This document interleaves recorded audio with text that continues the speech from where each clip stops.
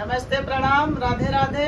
आज भोले बाबा के एक प्यारा सा भजन गाने जा रहे हैं, बहुत प्यारा है और आप लोग सुनिए।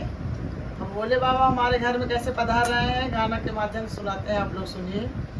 घर में पधारे